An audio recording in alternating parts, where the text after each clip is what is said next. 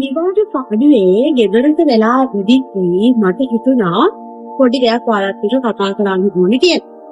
ඉතින් ඇත්තටම මේක සාමාන්‍යයෙන් හරිම සරල පොඩි වීඩියෝ එකක් තමයි මම කරන්න බලාපොරොත්තු වෙන්නේ. මේකේ ගොඩක් තියෙන්නේ ඔයාලට හිතන්න සහ ඔයාලට කරන්න ඕන දේවල්.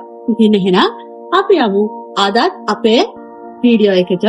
මම මදුෂා දින්හානි learn with Dil YouTube channel එකේ. ඒ වගේම මම subscribe කරලා නැත්නම් ඉන්නවනම් දැන්ම subscribe කරන්න ළඟම තියෙන bell icon එක click කරන්න අමතක කරන්න එපා. මේකෙන් කතා කරන්නේ ගොඩක් වැදගත් දෙයක්. ඒක නිසා අනිවාර්යයෙන්ම වීඩියෝ එක ඉවර වෙනකම් මාත් එක්ක රැඳිලා ඉන්න කියලා ආදරයෙන් ආරාධනා කරනවා. ඔයාලා මේක පෙර කවදම හරි දවසක හිතලා තියනවද ඔයාලා පාවිච්චි කරන වචනවල මොනතරම් පව එකක් තියනවද කියලා? ඒ වචන මොනතරම් අපේ ජීවිතයට බලපෑම් එල්ල කරනවද කියලා? මම හිතනවා ගොඩක් වෙලාවට අපි පාවිච්චි කරන හැම වචනයක් ගැනම අපි එහෙම හිතන්නේ නැහැ කියලා. හැබැයි අපි මේ පාවිච්චි කරන වචන ගොඩාක් පවර්ෆුල්.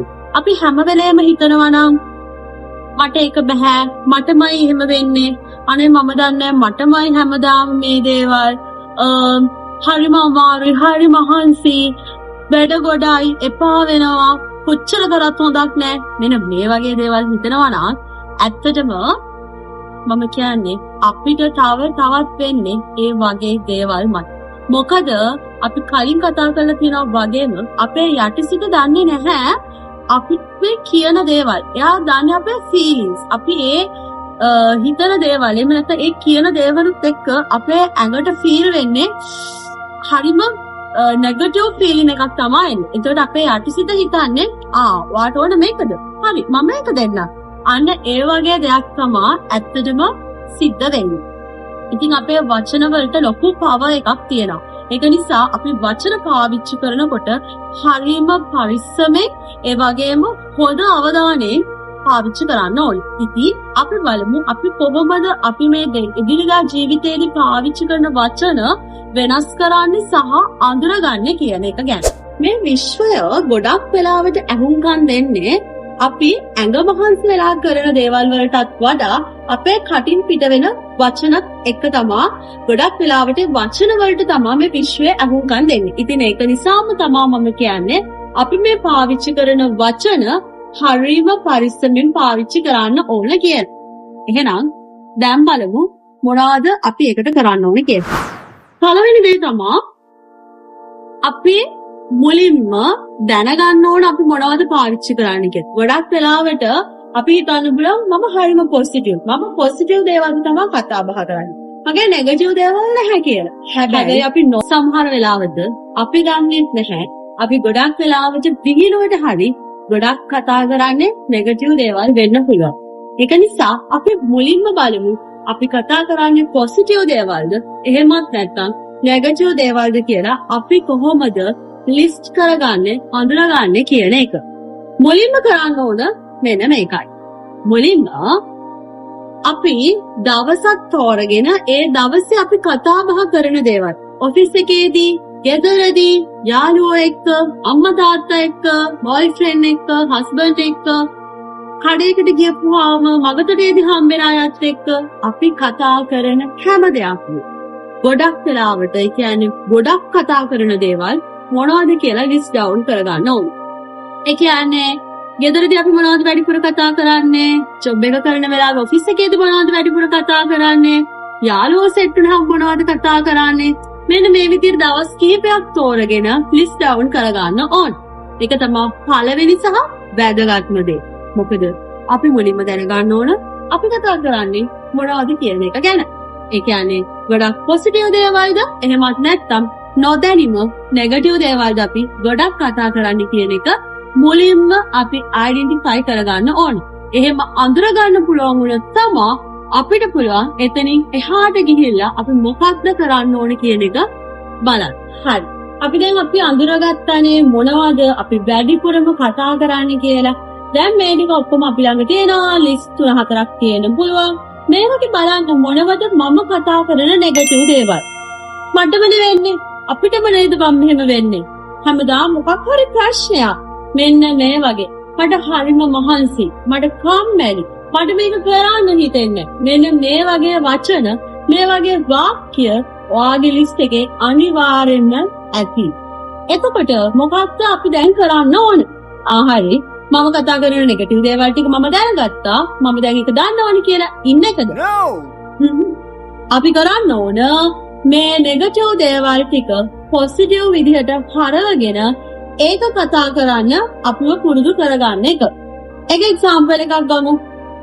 මට දැන් හරිම මහන්සි. මම මෙහෙම කියන වෙලාවක මට පුළුවන් කියන්න මම පොඩ්ඩක් මගේ එනර්ජි බූස්ට් කරගන්න ඕන. එහෙම නැත්නම් මට කියන්න පුළුවන් මම පොඩ්ඩක් මම මේ ඉන්න විදිහ වෙනස් කරගන්න ඕන. මම වතුර එකක් බීලා එන්න. මම පොඩ්ඩක් වෙන වැඩක් කරලා මේ වැඩේ කරන්න. එහෙම නැත්නම් මම තේ එකක් බීලා මේ වැඩේ පටන් ගන්න. අන්න ඒ වගේ දෙයක්. මට හරිම මහන්සි මට එපා වෙලා තියෙන මෙන්න මේ ටික නැතුව මෙන්න මේ විදිහ දෙයක් අපිට ඒ වෙනුවට යොදා ගන්න පුළුවන්. ඒ කියන්නේ අපි පොසිටිව් දෙයක් ඒ වාක්‍ය වෙනුවට වෙන පොසිටිව් දෙයක් අපි මොකද්ද කියන්නේ ඒකට අපි වෙන පොසිටිව් දෙයක් ඒ වෙනුවට රිප්ලේස් කරගන්න ඕන. මම හිතනවා මේක මුලදී පොඩ්ඩක් අමාරු වෙයි. හැබැයි අනිවාර්යයෙන්ම මේක කරන්න පුළුවන් දෙයක්. ඒක එකපාර බැරි වෙයි. ටික අපිට පුළුවන් මේක ට්‍රේන් කරන්න. හරි. එහෙනම් අපි බලමු දෙවෙනි දේ මොකක්ද කියලා. කාරණාවට ඕන දේ නම් මම දැනටමත් ඔයාලට හදලා තියෙනවා. ඕගොල්ලන්ට පුළුවන් මගේ කලින් වීඩියෝ එක බලලා මේක කරන්න. මොකද්ද?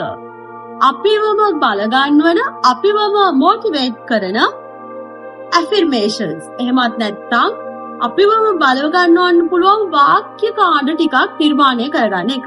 ඉතින් ඔයාලට මේකට අයිඩියා එකක් ගන්න. එහෙමත් නැත්නම් ඔයගොල්ලන්ට මේක කියවන්න අපහසුයි වගේ නම් උදේ ඔයාලගේ තියෙන අනිත් වැඩ රාජකාරීත් එක්ක මේකට වෙලාව වෙන් කරන්න බැරි තරමට ඔයගොල්ලෝ බිසි නම් ඔයාලට පුළුවන් මම කලින් දාපු වීඩියෝ එක උදේට හැමදාම අහන්න. ඒකේ ඔයගොල්ලන්ට තියෙන morning affirmation එක. මේක හැම වෙලාවෙම අහලා ඔයාට ඔයාවම බල ගන්න. ඔයාට ඔයාවම ප්‍රබෝධමත් කරගන්න. ඔයාට ඔයාගේ වටිනාකම කියන්න අවස්ථාවක් ඔයාට මේකෙන් හම් වෙනවා. ඉතින් මම මේ ගැන නම් වැඩිදුර විස්තර කරන්න යන්නේ නැහැ. මොකද මම දැනටමත් ඒ දෙයට අවශ්‍ය වීඩියෝ එක ඔයාලා වෙනුවෙන් නිර්මාණය කරලා ඉවරයි. ඒ නිසා ඔයගොල්ලෝ morning affirmation කියන වීඩියෝ එකේ ඔයාලා මේක අහලා මේ ඔයගොල්ලන්ට ඕන විදිහට අලුත් affirmation එකක් නිර්මාණය කරගන්න. එහෙමත් නැත්නම් ඔයාලට පුළුවන් හැමදාම උදේට ඒ affirmation එකට සවන් දෙන්න. තුන්වෙනි කාරණාව තමයි self talk. මේක මම නම් පොඩි කාලේ ඉඳන් කරපු දෙයක්. මේ වීඩියෝ එක මගේ ආම බලනවා. ඉතින් එයාට ඒක මතක් වෙයි. මොකද මම පොඩි කාලේ ඉඳලම කණ්ණාඩියක් ඉස්සරහට ගිහිල්ලා මන් දිහා බලාගෙන මම self talk කරනවා. මම හැම වෙලේම මාත් එක්ක කතා කරනවා. ඒ වගේම තව මොනවා හරි එක්සෑම් එකක් ලියන වෙලාවකදී වගේ මට පොඩි වෙලාවක් ඉතුරු වෙලා තියෙනවා. හැබැයි මට ගොඩක් දේවල් ලියන්න ඉතුරු වෙලා තියෙනවා නම් මම හැම වෙලේම මදු ෂෝට් පුළුවන් දෙයක් වඩ පුළුවන් තව ටිකයි මාව ඒ විදිහට මොටිවේට් කරනවා. මගේ අතර ඉදෙන වෙලාවට මම මොටිවේට් කරගන්නවා මාව නෑ ඔයාට පුළුවන් තව ටිකයි මදුෂ ලියන්න ඔයාට පුළුවන් අනේ විදිහට.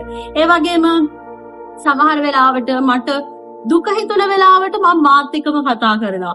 මම මාවම මොටිවේට් කරනවා. නැහැ ඔයා මෙච්චර හොඳ ළමෙක්. ඔයා මේ තරම් හොඳයි. ඔයා මේ විදිහට කරුණාවන්ත කෙනෙක්. තව කෙනෙක් කිසිම කෙනෙක්ගේ හිතේ ඉද්දන්නේ නැහැ. ඉතින් ඔයා ඇයිද බොරුවට දුක් වෙන්නේ?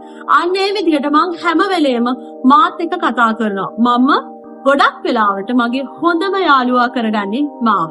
ඉතින් මම හිතනවා මේ self talk කියන එක අපිව ලොකුවට අපේ vibe එක ලොකුවට වෙනස් කරන්න පුළුවන් සාධකයක් කියලා. ඉතින් මෙන්න මේ තුන ඔයගොල්ලන්ට පුළුවන් නම් කරන්න. ඔයාලට පුළුවන් ඔයාලගේ වචන නිසා ඔයාලගේ ජීවිතයේ ඇති වෙන බන්ධන එහෙමත් නැත්නම් වචන නිසා ඕගොල්ලන්ගේ ජීවිතේ ඔයාලට නැති වෙන දේවල් අඳුරගන්න. ඒ දේවල් වලට නැති වෙන්න දෙන්නේ නැතුව ඔයාලට අවශ්‍ය මාවතේ යන්න ඔයාලට පුළුවන් මේ වචන හරි විදිහට පාවිච්චි කරන්න. ඉතින් මම හිතනවා මේ වීඩියෝ එක ගොඩාක් ඔයගොල්ලන්ට වැදගත් වෙයි කියලා. දිගටම රැඳිලා ඉන්න කියලා ආරාධනා කරනවා learn with Dil YouTube channel එකත් එක්ක.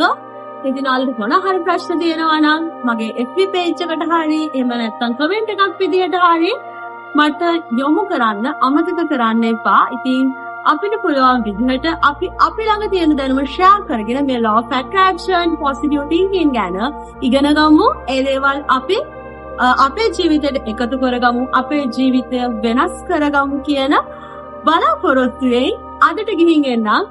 ආයෙමත් දවසක හමු වෙනකම්. bye.